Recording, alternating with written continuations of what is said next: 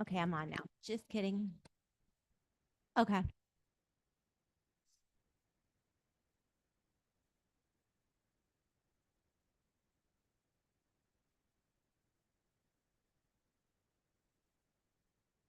Thank you.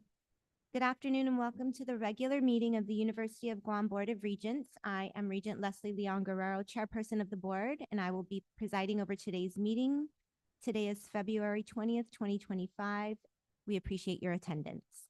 This meeting is being conducted in accordance with Guam's open government laws and is open to the public. It is also being live streamed on UOG's YouTube channel at youtube.com/UOG Tritons.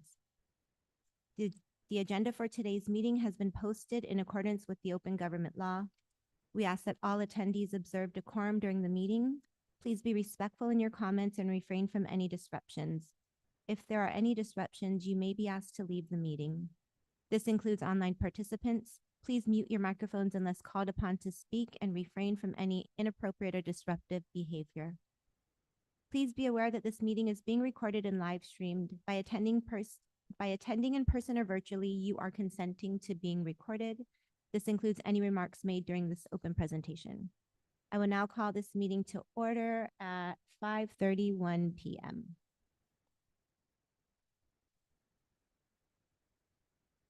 Moving on to first up is item 2.0, meeting minutes. We have item 2.1, regular meeting minutes of December 12th, 2024. Can I get a motion to approve the regular meeting minutes of December 12th, 2024? Regent Naholoa approves a motion to bring up the minutes of the meeting. Thank you, Regent Nahalwa. Can I get a second? Regent Duenas, second. Thank you, Regent Duenas. Discussion?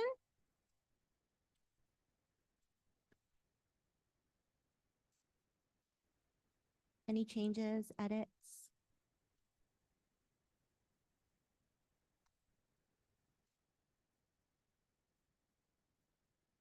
If none, I'll call this to a vote.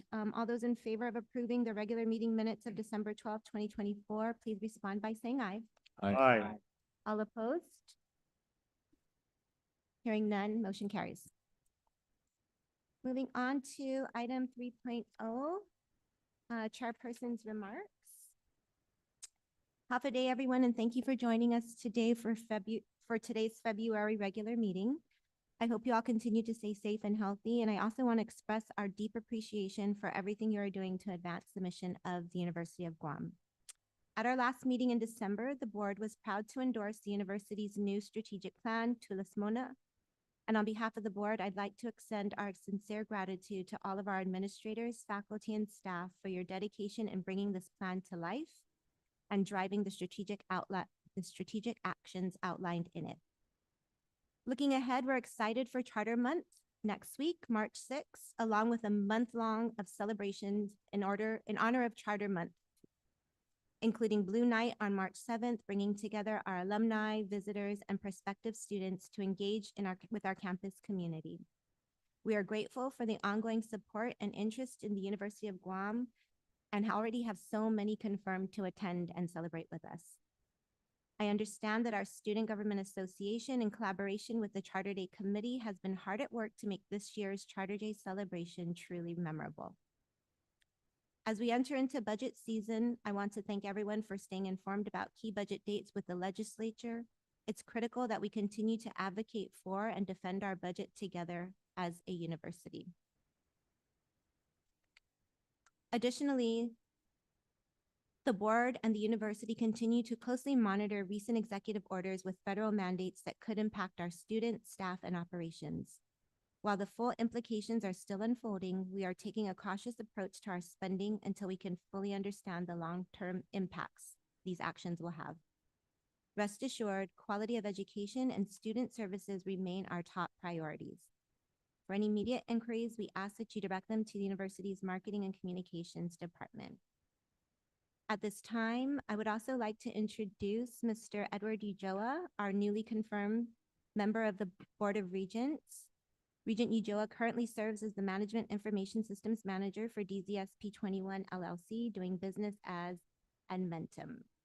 Regent Ujoa, would you like to say a few words? Thank you, Madam Chair. I'm Mhm. very honored and grateful to be part of the group. I know over the past few years, as I've worked in IT over 24 years, I was always thinking about coming back to education.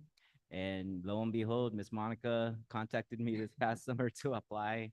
And I guess it came sooner than I thought, but I'm very grateful for the opportunity and I hope I can prove my worth in being on the board. Thank you.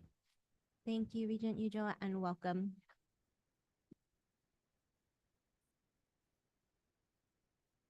For everyone out there, we are still looking. We are still searching for another regent. So please let us know if you come across anybody who's also looking to return or return the favor to their alumni. So just putting that out there. With that, I will keep my remarks short and turn and move on to item 4.0, which is the president's report. Thank you, Madam Chair. Hafa good afternoon to the regents as well as members of our University of Guam community. We do have representatives from among our faculty, student leadership, our administrators, and also representation from the Yogi Endowment Foundation. Thank you to everyone for all of your hard work. And we are especially grateful for our board because they serve as volunteers. I call them volunteers because the amount of time that's spent in working closely with us, providing your diverse guidance and working with our other stakeholders to support the university, but also holding us accountable as well. So we appreciate it. What I have in front of all of our board members, and thank you very much to our Director of Marketing Communications, Jonas, but the President's Report, which is a culmination and compilation of all of the announcements that have already been made since since the last board meeting of November 2024, including our graduating class of Fanuchanan fall 2024.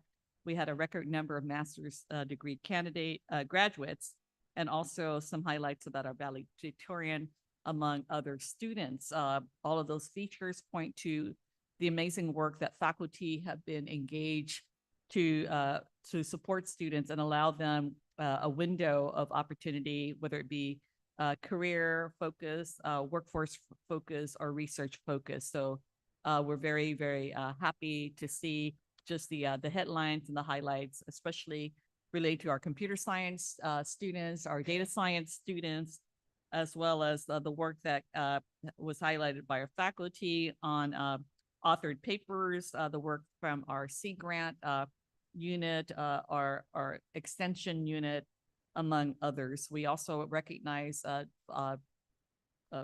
Emeritus Vice President, Vice President Emerita, Dr. Judith Guther's long overdue. So very grateful to the nomination made by Dean Jones. Also our accounting students who won the AGA, that's the Association of Government Accountants, or they may have changed that, Finance Case Challenge.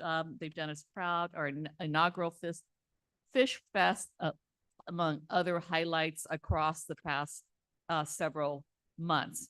What's of utmost importance in everybody's minds, aside from the Toulouse-Montana strategic plan, is where we are with regard to the impact of federal policy changes on University of Guam, particularly on our research and grants. Before I address that, I do want to take us a little bit through where we are with the Toulouse-Montana strategic plan, navigating 2024 to 2029.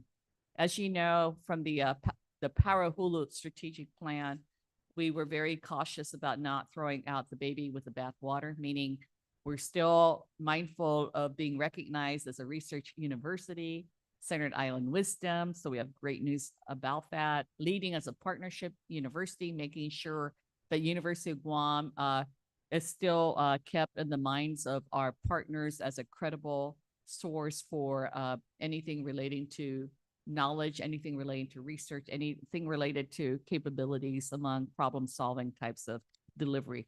The first strategic pillar within the Toulouse-Montana plan, ensure every student receives a guided voyage to their destination. And a very, very tiny print of that particular baseline scorecard, what we did agree to with regard to the key results, and I'm going to take a photo. So one key result, increased first to second year student retention rate. And the baseline from 2025 is 74%. Our aspiration up until 2029 is to take that that first year retention rate up to 80%. 80% brings us to either at or beyond the national averages. So we're working diligently with a lot of different efforts on student success to get us to there. The second key result is to increase the 4-year, 6-year, and master's or graduation rates. Currently for 4 years, our baseline is at 37%. For 6 years, it's 39%. For the graduate graduation rate, it is to be listed as a subtable. But what we do know among the master's degree that the graduation rate tends to be much higher because most of our master's students run by cohorts. So the aspiration for all of these different baseline rates is to increase that number by 10%, to increase by 10% by 2029. So as an example, if it's 37% for 4-year graduation rate, we hope to move that needle up to 47%. The same goes with the 6 years, from 39% to 49%, almost 50%. And so that is for that particular key results. The third one, maintain National Survey of Student Engagement, the acronym we call NSSE, Student Satisfaction Rate. That is a national survey that is conducted across universities and college. Currently, the baseline is 73% in terms of satisfaction rates. And we're hoping to maintain that or at least increase that rate above the 75% satisfaction rate. It's very difficult to satisfy everyone 100% of the time. It's a nice goal, but we are, of course, being very realistic.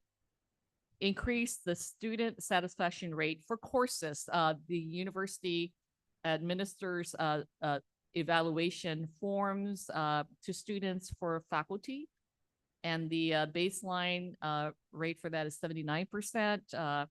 We would love to increase that percentage beyond the 79%, and the working group is still working to take a look and review the numbers across all colleges and schools.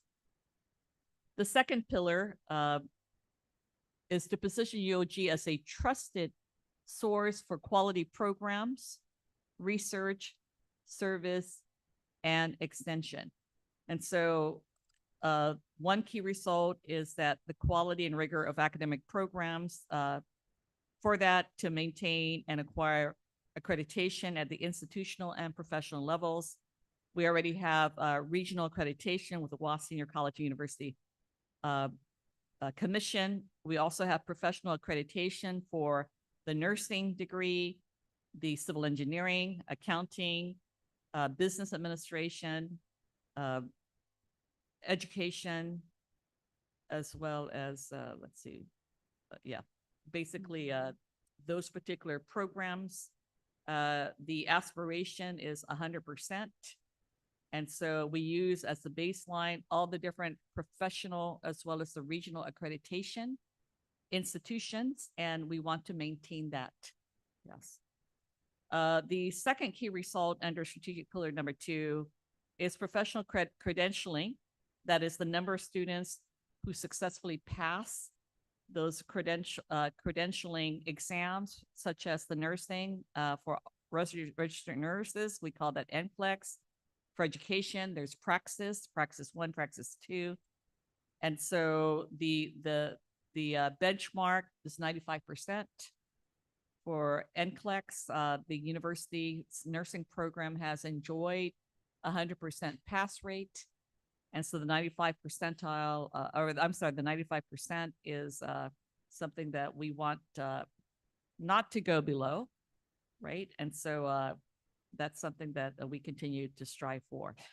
As far as the NCLEX, I'm sorry, the praxis, obviously, the goal is to get 100% pass rate. We are working closely with the School of Education to make sure that we have additional types of supports because we do not get 100% pass rate entering education majors, but it certainly begs for us to put a lot more initiatives around that. Okay, the fourth key result, the third key result, grants, contracts, and research growth, and to also maintain and pursue national designations, awards for research units, centers for excellence, and program services. As a baseline, we had 64 million. The aspiration is to increase that by 10%. However, we use the fiscal year 2023 as a baseline. We do know that currently that amount is much, much, much greater. But the goal is to increase at least by 10%. The key result number 4 for strategic pillar number 2 on service extension, land grant and sea grant, community impact, achieve Carnegie's community engagement classification. And so we are hoping to pursue 100% of that. I do want to go back in terms of the research. We did have as a goal to achieve Carnegie classification as a research college university. I'm happy to say, and I want to applaud those within our Office of Research sponsored programs, those from across our research centers and our colleges, that we have achieved that status as of earlier this month. So what that means is once we graduate our first cohort of doctoral students, we then become eligible to apply for R2 status as a research university. That obviously will entail a lot more resources, so we're going to kind of slow down that process. Strategic pillar number 3, enrich the employee experience through Inadahi's and Inatgofli'i. And so the key results was number 1, positive working conditions to garner employee retention. Number 2 is adequate resources for professional development and training. And so one of the achievements, we wanted to ensure that we retain at least, we have current count 80. I need to go back and look through the numbers, but of course the goal is to ensure that we have at least 50% retention. I think that should be higher. And so the UOG Employee Association, it was a vehicle to help bring employees together and to help improve morale. And so I'm happy to say that the UOG Employee Association is now recognized through the Department of Revenue and Taxation. Employees cover everybody. They cover staff, they cover faculty, they cover administrators. And so that Employee Association launched its inaugural holiday party that was very, very well attended. And of course, the feedback was wonderful. So, yeah, okay. The second key result, adequate resources for professional development and training. We want to ensure that the 579 full-time employees that we had counted as a first quarter 2025 as a benchmark, right, will receive, and we'd like to ensure that they are all earmarked to receive professional development. Currently, we only have 10%. We want to increase that to 100% as an aspiration. Okay, and let's see. Finally, strategic pillar number 4, which reads optimize UOG's financial health and sustainable growth. Key result number 1, increased number of enrolled students using semester benchmarks. We have indicated that we would like to improve enrollment based on fall 2023 as a baseline, which was at 2,896. We aspire to increase that to at least 3,200 headcount. And so what I want to include is that on March 12th and 13th, we do have visits from our enrollment management consultant that will be meeting with all stakeholder groups on campus, including representatives from the UOG Endowment Foundation and our advancement office to discuss, rather to make an assessment of where we are and to make recommendations on how we can improve enrollment as well as revenue growth overall. So we're very excited about that. That will help us move the needle forward. The second key result is to increase enrollment in subcategories. Again, that coincides with the strategic enrollment management plan, which we hope will be finalized after the consultant has come through. And the third key result is to increase net tuition revenue. And so we hope to increase that.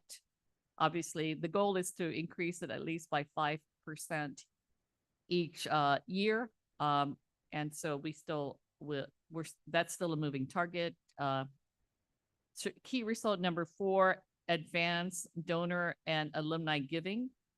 And that will be done in concert with the UOG Endowment Foundation. We did hire we finally made an offer in a UOG Advancement Associate. That is a staff position. The board had approved a vice president for university advancement. We've decided in view of the budgetary situation that we would defer hiring that position until we see where our finances land after the new fiscal year. So that is, yeah. So using fall 2023 as a baseline, well, this is, everything's anew. So we have a targeted goal of $50 million through a comprehensive capital campaign, of which 30 million would be raised for capital projects and maintenance, 10% for student success, and another 10% for strategic growth initiatives. So that particular launch will take place this year. We've already had, and I want to thank Katrina Perez from the UOG Endowment Foundation and the board members for every single donation that has come through has been earmarked for any one of those 3 pillars of giving under the Tulus Mona plan. So we're very excited about that and about the trajectory, since we now have someone on board for university advancement to work with. The $2 million in alumni giving will actually be part of the $50 million. We anticipate that with the groundbreaking of the 4 new buildings, that we will also announce other gifts, other lead gifts to coincide with naming opportunities. Okay. The 5th key result is to ensure sustainability and profitability of auxiliary units. Auxiliary units include the bookstore, UOG Press, the UOG Cabo Fieldhouse, the residence halls of the dormitories, and global learning and engagement. Some units are currently operating in the red. The goal is to get them out of the red. And for those that are not in the red, to increase at least based on the 2023 numbers by at least 5%.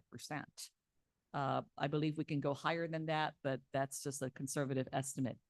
Key result number 6, optimize cost efficiency metrics and consider cost savings for utility expenditures, streamline processes, and so forth. And so we want to use the fiscal year 2024 as the baseline, the power 3.3 million, water 1.5 million, phone about 400, and I think that's 458,000. Trash is about 95,000. And we are still arriving at the numbers, working in concert with the Vice President for Finance. Okay. But as far as the impact of federal policy changes, obviously that certainly affects pillar number 4 in terms of our financial sustainability. We've issued guidance to all of our different units with regard to identifying any potential impacts to their respective grants, since the executive order had been issued by President Trump and other federal communication that has come out that have to do with diversity, equity, and inclusion, and also from the U.S. Department of Education.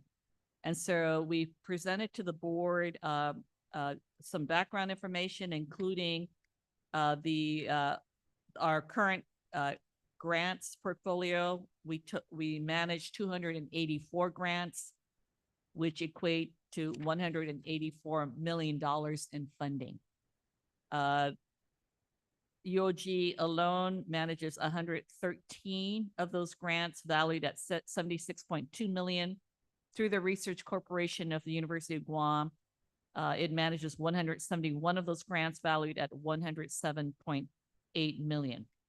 Based on what we've gleaned, based on the direct contact with representatives from federal agencies, impact on UOG operations, there are $19.74 million worth of grants through the RCUOG affected. Impact on personnel.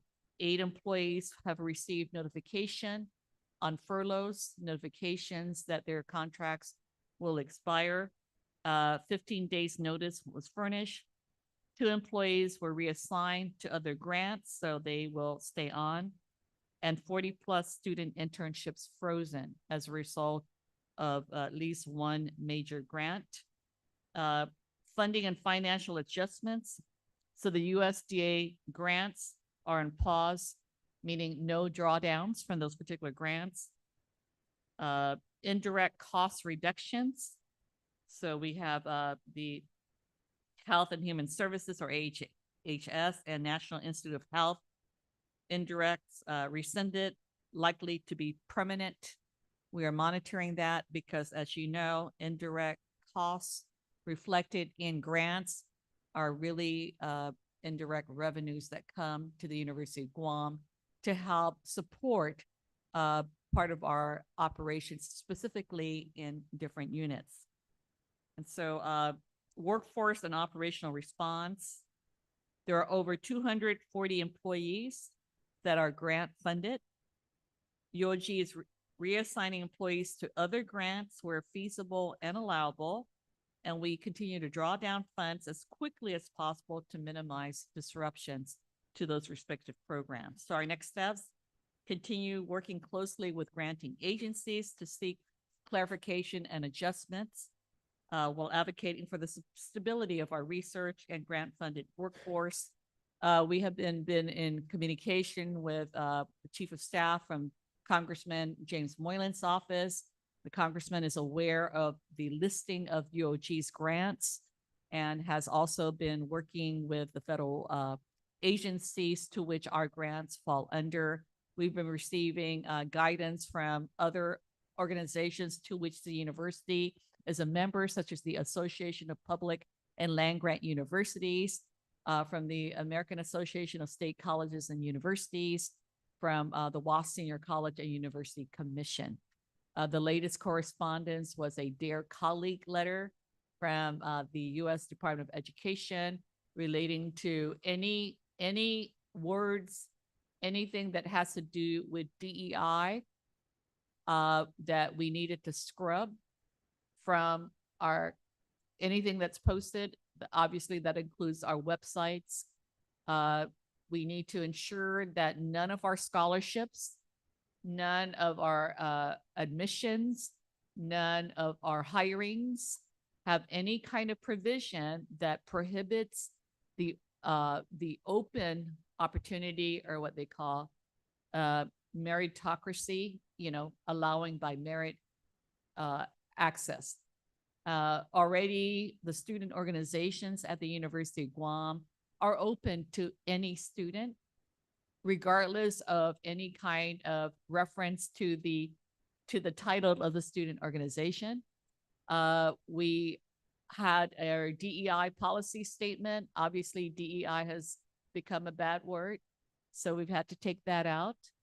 Other words that don't seem to resonate include socioeconomic, marginalized, underrepresented, ethnic-based, gender-based. All of those have to be taken out unless it's specific and it doesn't appear to be discriminatory. So even our job announcements, everything has to be carefully reviewed, and anything that makes any kind of reference to gender or ethnicity, DEI, et cetera, has to be changed. The university, what hasn't changed are the university's values, the values towards student success, the values as an institutional culture, those remain the same. And so the values of respect, compassion, and community do not go away. And so we just want to provide assurances to our student leaders that those haven't changed, but we just need to err on the side of caution. Anything that makes reference to only highlighting specific groups and so forth. We were given 14 days to ensure that University of Guam is in compliance. Otherwise, we risk losing federal grants. And we want to make sure that the university does everything it possibly can in collaboration, of course, and cooperation across all of our UOG community members to ensure that we protect the interests of the academy. So I just wanted to make that known. And members of the board were very cognizant of the concerns. We've already received inquiries from the legislature, from the governor's office on how many employees are being impacted, how many grants, et cetera. We continue to use avenues towards providing our messaging in at least aside from social media through the Guam the Guam PDN, through our Pata Total Hit, and sharing the good news about the university, but also sharing how we're being sustainable. We also have through another news outlet, the Guam Daily Post, and I'm very happy to see that we've been contributing very positive articles in the UOG Horizons, Knowledge for Life, the College of Natural and Applied Sciences, as well as the Margaret Paris Hattori Uchima School of Health have been contributing weekly to this particular column. And I think that's all I have for now, but thank you so much. Thank you, Madam President.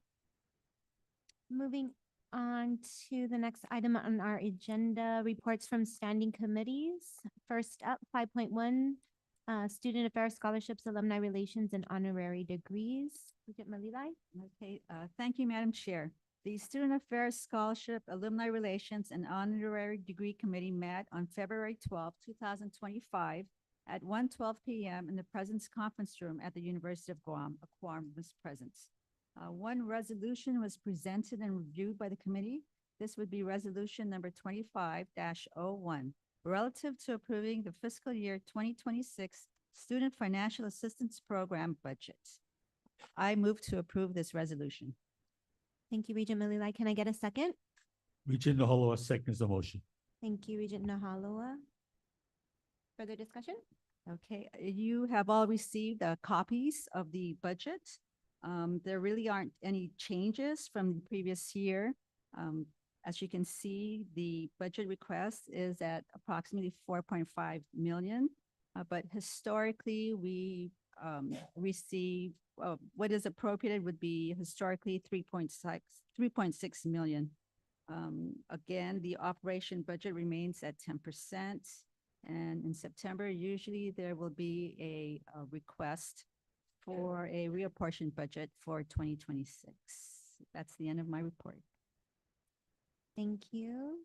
Any questions? If not, we will call this to a vote.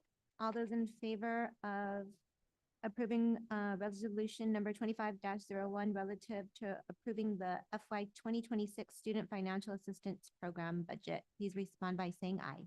Aye. All opposed? Abstentions? Motion carries.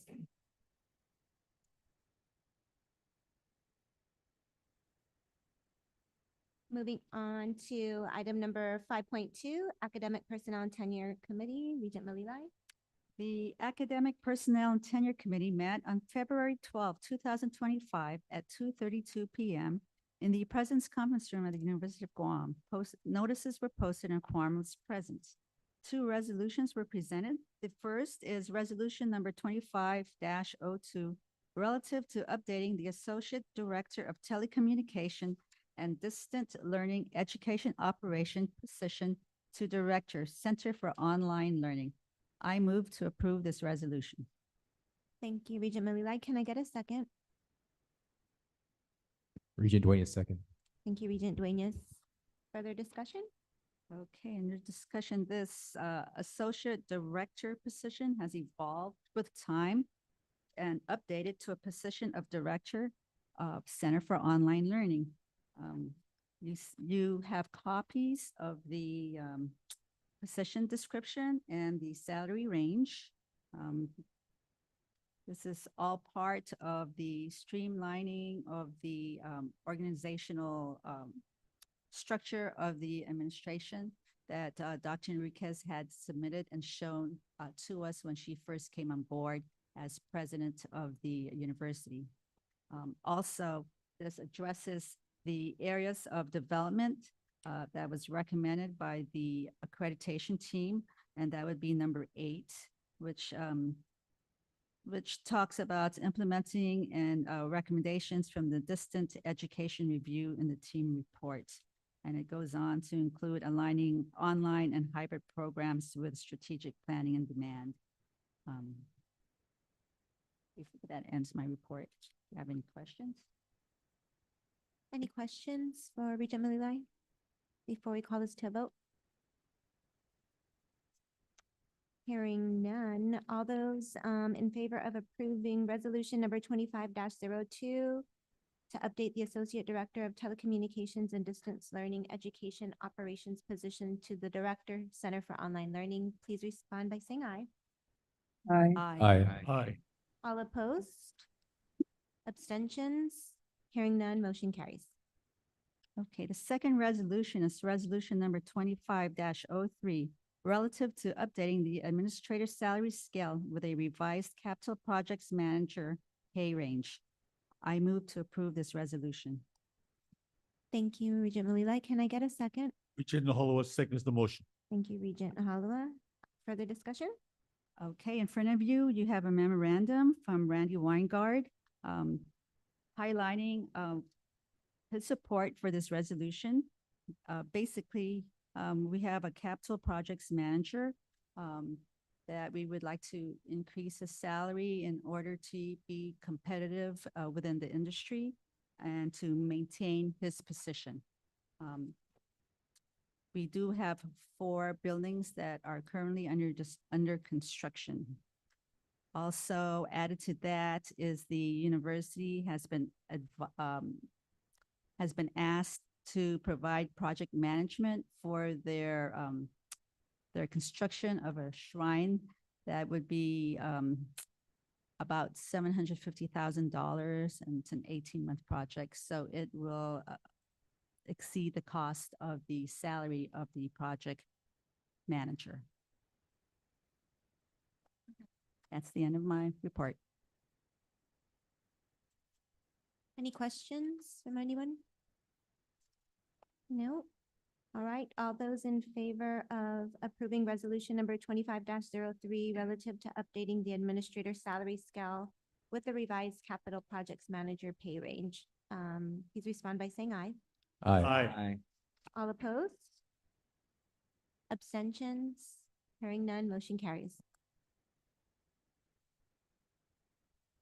Thank you, Regent Malilai. Moving up to next item on our agenda, 5.3, Physical Facilities Committee. Regent Nahalua will be reporting there. Thank you. Thank you, Mr. Chairman. The Physical Facility Committee met on February 12, 2025 at 4 p.m. in the President's Conference Room with a quorum present. The appropriate announcements for the meeting were made. The committee discussed and approved 2 resolutions that would require approval by the board, but already briefed by other committees and has already passed. The first item is the committee update, capital projects. We have two projects. One is handled by the USDA and the other one is the U.S. Economic Development Association. The first project on the USDA was the Student Service Center, a 45,000 square feet, notable changes and updates. Construction is now 61% complete and expected to be completed in June 25, 2025. Change proposals is underway for the procurement of furniture, fixtures, and equipment. Number B is a School of Engineering, with 16,000 square feet, notable changes and updates. Construction is now 81% complete and expected to be completed by May 27, 2025. We are seeking funding for the furniture and fixtures at 1.2 million. The next item is the U.S. Economic Development Projects, the Water and Environment Research Institute and School of Health and NETS combined project at 37% completed. The Water and Environment Research Institute, notable changes, updates are construction is expected to be completed by November 2025. Construction of the third floor is ongoing. Cost increased by $141,000 for underground power connection and $130K for water line inspection. So those of you guys who came into university today, you probably saw the construction, which blocked up the road. So those are the expected changes that is being done. The next item is the School of Health, the annex at 12,000 square feet. The notable changes and updates, construction is expected to be completed by November 2025. Construction of the second floor is now in progress, awaiting final GPA cost for temporary power at about $40,000.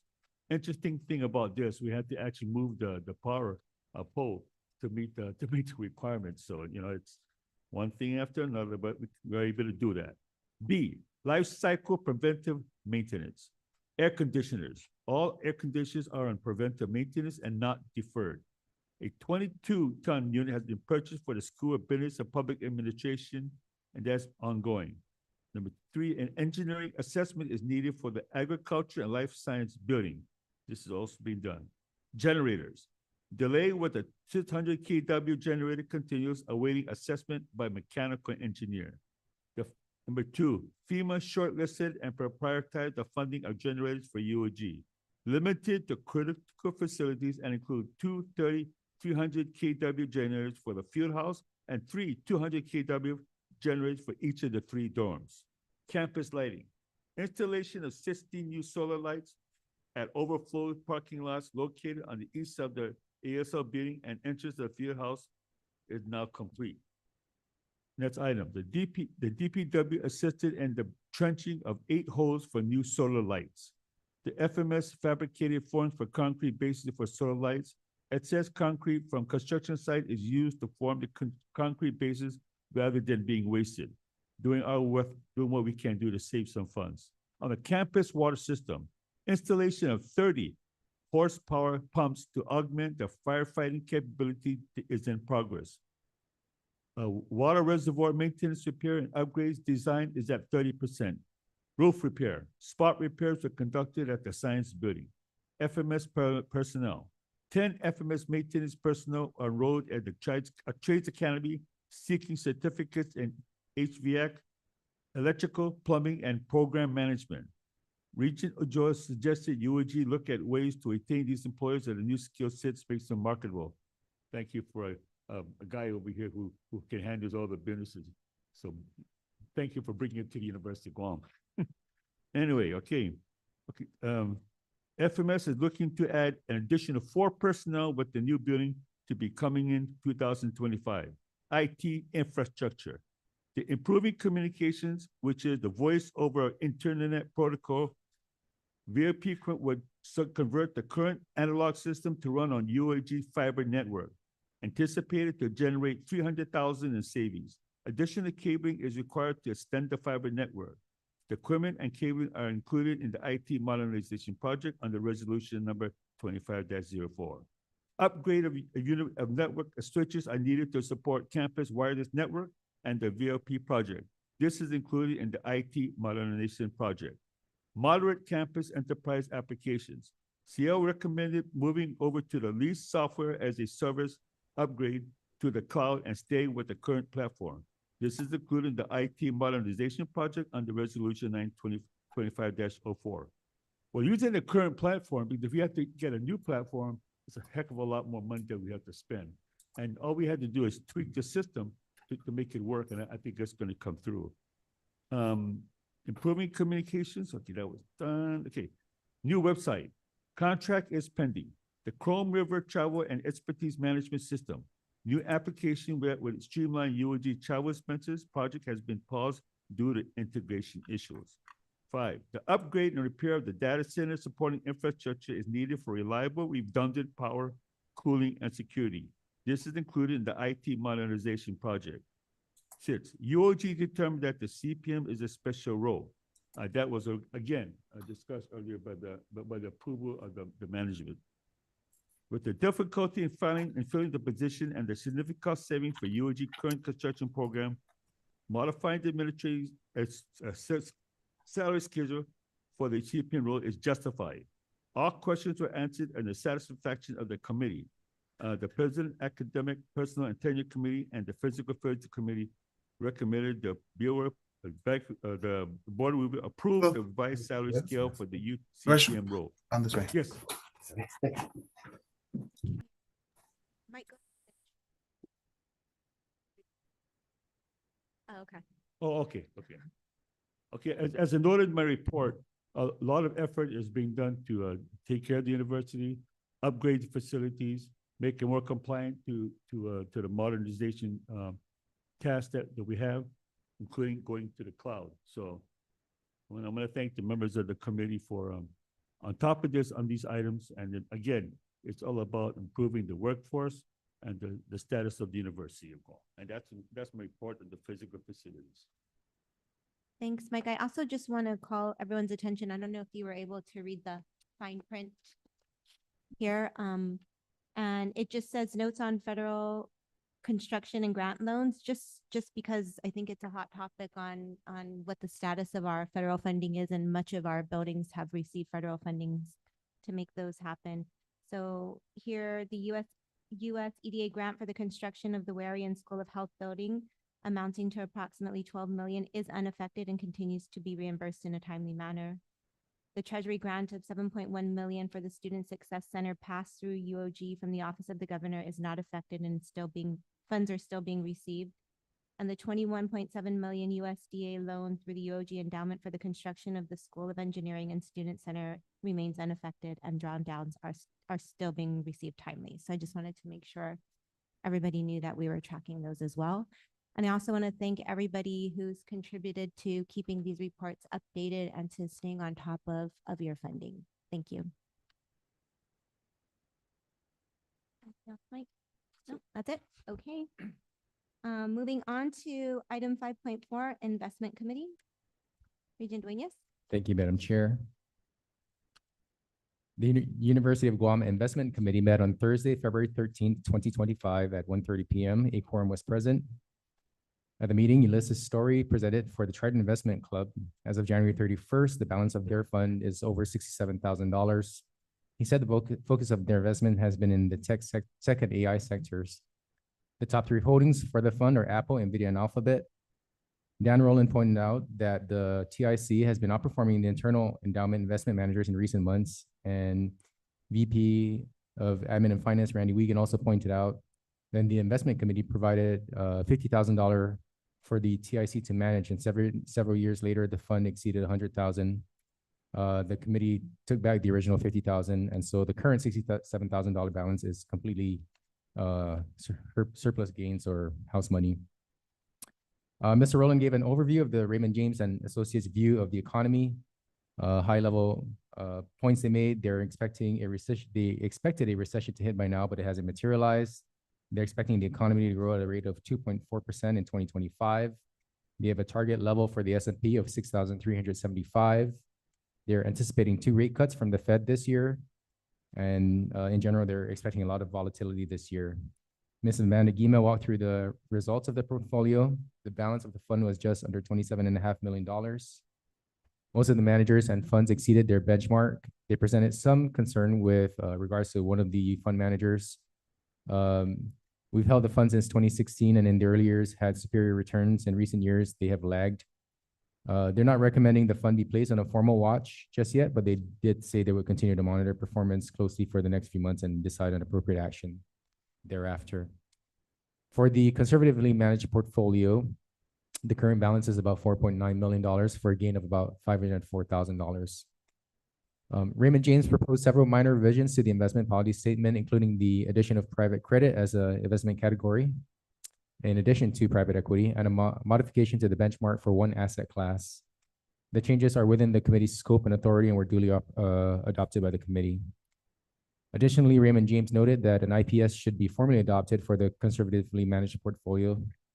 They did provide a draft IPS for consideration, and given that this would establish a new policy rather than modifying an existing one, the committee determined that it should be reviewed by the full board and has been scheduled for discussion at the next board meeting in April. VP of Admin and Finance Randy Wiegand stated that he had polled the committee in December, and the committee voted to extend the Raymond James Investment Advisory contract for its 5th and final year.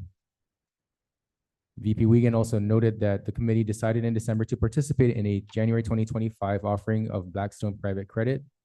Blackstone has been moving more and more into private credit and is taking advantage of the difficult banking regulatory environment by offering an alternative to private companies, and they've been achieving returns in excess of 10%.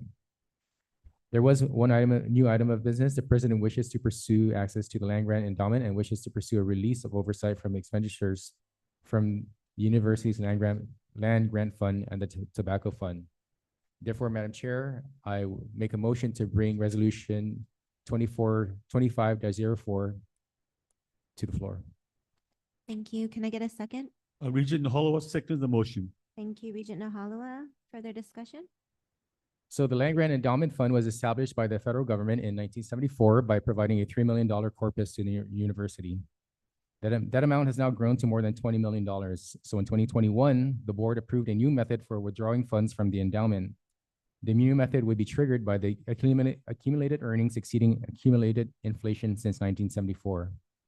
So that criteria was reached last year, and now the university can start withdrawing 4% of the 3-year moving average of the fund balance.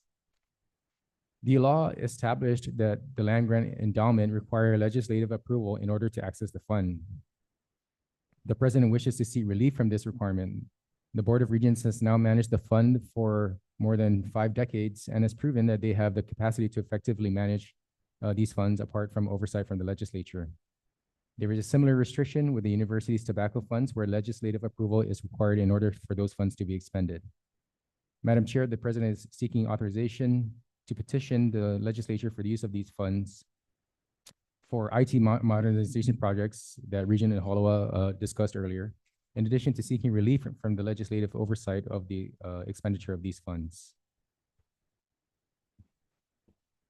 With this authorization, the president will also be authorized to approach the legislature when a detailed plan has been developed.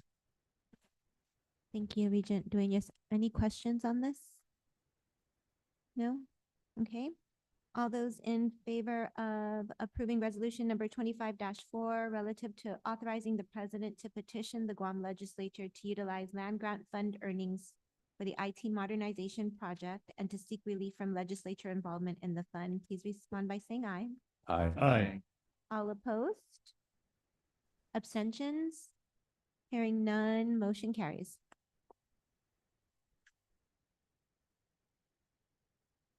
Thank you, Regent Dueñas. Moving on to item 5.5, Budget, Finance, and Audit Committee, Regent Nahalawa. Thank you, Chairman. The meeting of the Business, Finance, and Audit Committee was held on February 13, 2024 at 3 p.m. and a quorum was present. Vice President Wiegand has discussed the current budget situation. The appropriation that was approved by the legislature was not sufficient to cover payroll and the most critical contractual expenditures such as software licensing, insurance, and audit fees. The university was short by more than $5 million. The legislature assured the university that it will be included in a supplemental appropriation bill, which was submitted shortly after the budget passed. However, before the bill was passed, the university was removed from the legislation. When the new legislature started, the university started working with the various senators to address the shortfall. Senator Vince Borja, the Education Oversight Chair, has introduced Bill number 58-38 to appropriate the 5.7 billion to the university. This is the amount that will cover payroll costs for the year. The university is continuing to work with the legislature to provide funding for the furniture, fixtures, and equipment for the new buildings, as well as other needs on the campus. The Department of Administration has been continuing to provide allotment on a timely basis. This allotment is due for the university for the operations. Controller Martin provided a view of the financial statements. Revenues collected a little higher than the prior year due to increased enrollment. The net gain in net position was 3.9 million for the first quarter. Mr. Wiggin advised also that the audit did not get started as early as we had hoped. The auditors are now in full gear and is hoping to have a draft out by March. Why draft out by March? So that way we can meet the legislature timeline, to present our budget for approval. An APL field reviewed the budget to actual report and concluded that university is within its budgeted amounts. Associate Controller Bersa Flores reviewed the collections report. She noted that $62,504 has been collected toward the goal of $200,000. We've still got, the rest of the year to go. Mr. Wiggin reviewed the procurement transaction report. The report included insurance payments, security services, a $5,000 amendment to a design contract, the dorm meal service, an amendment on a project management contract, an appropriation to the USGS for water monitoring, and some awards from the Guam Cancer Trust Fund administered by the university. Provided a report on the insurance renewals, the insurance policy is renewed, and the risk retention agreement was continued. Overall, insurance costs were increased by 5%. This includes the report of the meeting. The next item I'd like to bring out is the resolution. What I'd like to present now is the resolution for, this is for the request by the Finance Department, reviewed and endorsed by the Senior Vice President to approve the fiscal year 2026 general operation budget and special appropriation budget. I would like to bring this into the board. I'd like to make a motion. Thank you, Regent Nahalawa. Can I get a second? Regent Dueñas, second.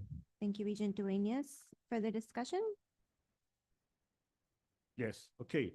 The budget that we have provided for the general operation and special appropriation budget is basically done every year around this time. And this is basically to meet the University of Guam requirements for the operations. Again, this does not include any changes that would come from the federal side, but this is basically the local budget that's coming through to the committee. I think this is what the University of Guam operates on. And again, I would like to pass this resolution to fund the university for this operational cycle. Any questions from any of our regents? Hearing none, all those in favor of approving resolution number 25-05 to approve the FY 2026 general operations budget and special appropriations budget, please respond by saying aye. Aye. Aye. All Aye. opposed? Oh, that was Joanna. Extensions? Hearing none, motion carries. Okay. Thank you, Regent Nahalawa. Now moving on to item 6.0, ad hoc reports. CAP Endowment Foundation update. Hafa day, madam. I think your mic is off. Oh, it says mic on over here. Maybe it's just too far from my mouth. Hafa day, Madam Chair Leon Guerrero and members of the Board of Regents. Thank you all for providing me with an opportunity to report. The UOG Endowment Foundation is very honored to be conduits for philanthropy from its donors, and we are grateful for the valuable partnership with UOG personnel in reaching out to these donors. It is their passion for their programs that help to draw in further interest from the community, and notable donations and/or other payments received in the past 2 months include $70,925 from the Guam Economic Development Authority in support of SBDC's State Small Business Credit Initiative. Special thanks to Fred Granillo and his team for bringing this in. $24,000 received from the Guam Behavioral Health and Wellness Center for Guam for their participation in the Asia Pacific Studies Center 2024 Guam Agribility Regional Workshop. Thanks to Dr. Kwanju Chen and Dr. Jeng Hong Liu. 20,000 received from the Ashinafi Lam Foundation and Dr. Jit Kalam for the creation of the Ashinafi Lam Memorial Scholarships. Special thanks to the Endowment Foundation's Development Coordinator, Janae Uggan. In addition, there was 40,000 received from the Express Care Health and Skin Center for their support of the new Ashinafi Lam Memorial Scholarship. Also, special thanks to Ms. Janae Uggan. $17,251 were received from Security Title in relation to Inarahan property donated in 2014 and the forfeiture of earnest funds, which benefits the capital campaign. 13,241 received in dividends from Bank of Guam stock purchased in 2016. These stock dividends are used to directly help pay the annual SBPA debt service. And we received 5,500 from ADA's Trust and Investment in support of UOG student scholarships through the annual G is for Giving campaign. And $5,000 was received from Allied Pacific Environmental Consulting for the Mark A. Lander Scholarship for Excellence in Environmental Science. Special thanks to Dr. John Jensen for his continued efforts in memorializing his friends and colleagues through student scholarships. As you interact with these UOG employees and members of these donating organizations, please take the opportunity to thank them for their continued partnership in supporting the University of Guam. As a side note, in support of President Anita's Tulis Motna strategic plan, driving college affordability, there will be a University of Guam Golf Challenge, driving higher education forward, scheduled for March 30th at the Country Club of the Pacific in Jotnia. This event is being co-chaired by Mr. Noel Enriquez and Ms. Melanie Mendiola, with coordination efforts of Mr. Mark Mendiola and Mr. Carlos Taitanon. The foundation team is proud to support this event with proceeds to support UOG student scholarships. It should be a great day for fun in the sun, and we hope to see you all there. This concludes my report. Thank you. Thank you, Kat. Moving on to item 7.0, open presentations. We have first up, Dr. Swami.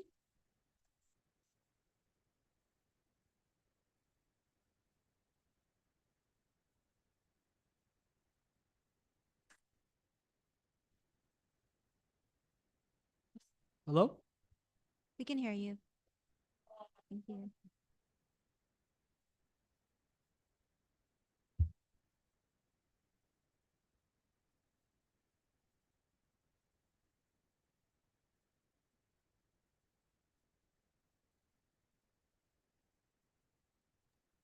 We can't hear.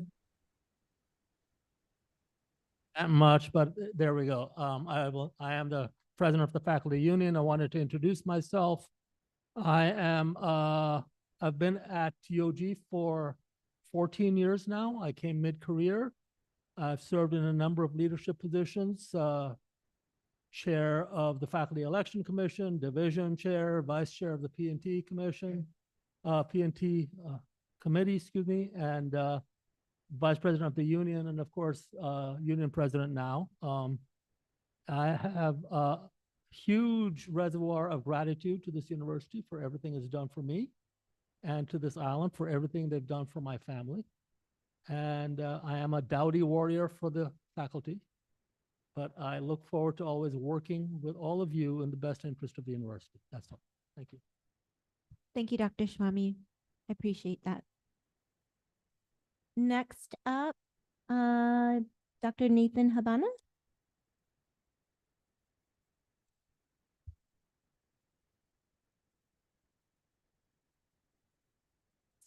Half day. esteemed members of the Board of Regents, I'm Dr. Abana, Division Chair and Groundwater Hydrologist of the Water and Environmental Research Institute, WERI. Thank you for allowing me to speak today. I'm here to voice the concerns of WERI faculty regarding the administration's unexpected plans to override our long-standing practice of selecting a rotating director. Instead, the administration proposes reorganizing WERI under the School of Engineering as a research unit with an appointed directorship. This decision risks undermining WERI's mission and success and funding for regional research and legislative mandates. For 49 years, WERI has thrived under a rotating director system where the director is selected from WERI faculty triennially via majority vote. This system is not only consistent with UOG policy, but has also proven to be efficient, cost-effective, and harmonious. The administration's shift to an appointed directorship under SANG threatens this proven model and risks eroding WERI's missions. WERI and SANG have distinct missions as outlined in our Memorandum of Understanding. Placing WERI under SANG risks subordinating our mission to SANG's interests, diluting our focus and effectiveness. Here's why the rotating director system works best for WERI. It is cost-effective and efficient. We don't need to recruit externally. Our faculty are experienced. We know how WERI operates, and a rotating director ensures continuity. We work harmoniously as a team. We resolve disagreements internally. Most importantly, it ensures WERI's mission remains at the heart of our work. If the heart isn't in it, it is unsustainable, like putting more food on another personnel's plate that's already full. This push for change is very much tied to the One Guam Agreement involving WERI, USGS, NAVFAC, and GWA. The agreement is vague, especially the resource flow, and now attempts to use public funds allocated to WERI, the Guam Hydrologic Survey and Comprehensive Water Monitoring Program, and federal funds for the region to cover USGS's budget shortfalls. WERI submitted a risk assessment in September highlighting the potential risks to UOG from participating in One Guam. These risks were highlighted today when in a meeting of One Guam, we learned that USGS is attempting to take over WERI's federal funding directly at the source. We know that this is not an outcome the administration would want, but we are concerned that the reorganization of WERI would inadvertently allow it to happen. We have had several meetings with the SVPP, Dr. Santos Bamba.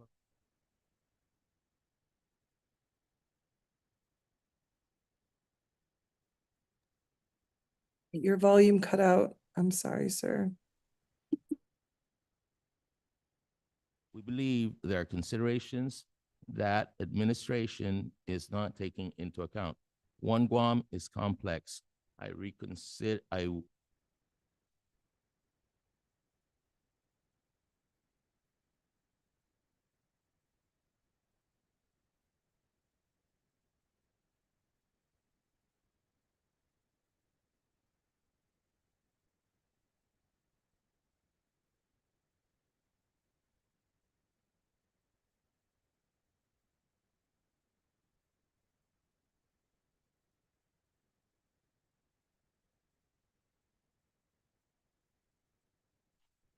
Thank you, Dr. Habeng. Habeng, am I saying that correctly? Yeah, do you guys, I think definitely this is something that we'll take offline and get more information on. So we may take you up on your offer for that 30-minute session. So thank you for sharing. Thank you.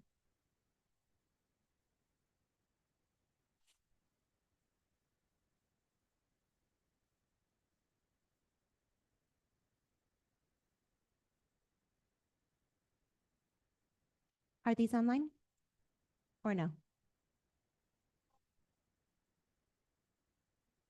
Okay, okay. Thank you. No one else on open presentations? Okay, if not, we will move on to Item number 8.0, executive session. Can I get a motion to move into executive session? I'd like to make the motion to go into executive session. Thank you, Regent Ahalua. Can I get a second? Second. Thank you, Regent Dueñas. We are in executive session at 6:40.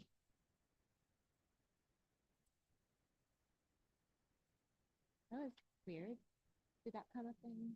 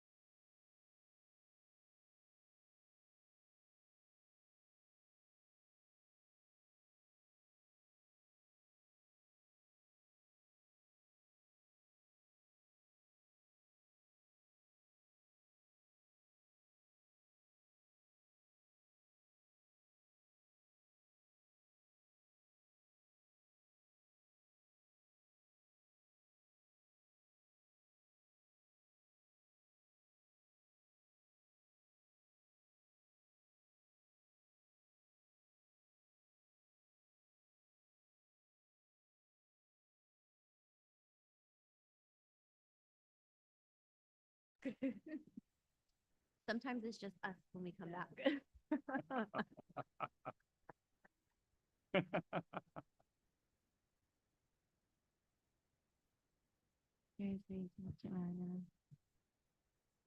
Okay.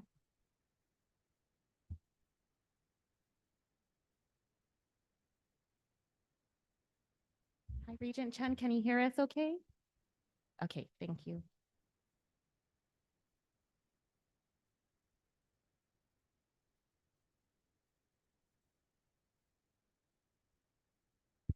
Thank you. I'll call us back into open session at 7 p.m. First up, or next up, item 9.0, voting file. 9.1, recommendation for tenure for Dr. Shinhua Lee, Assistant Professor of Education Counseling in the School of Education. Can I get a motion? Regent Nahala makes a motion. Thank you, Regent Nahala. Can I get a second? Region Ujoa, second. Thank you, Regent Ujoa. Any further discussion? Nope, I think we discussed this during executive session, so I'll call for the vote. All those in favor of approving tenure for Dr. Shinhua Lee, Assistant Professor of Education, please respond by saying aye. Aye. All opposed? Abstentions? Hearing none, motion carries. And that is it. Congratulations, Dr. Lee. And I'll go for number 10.0, adjournment. Can I get a motion for adjournment? So move. Thank you, Regent Nahala. Second? Second. All right, meeting adjourned at 7:01. Thank you, everyone. Thank you. Thank you. Dr.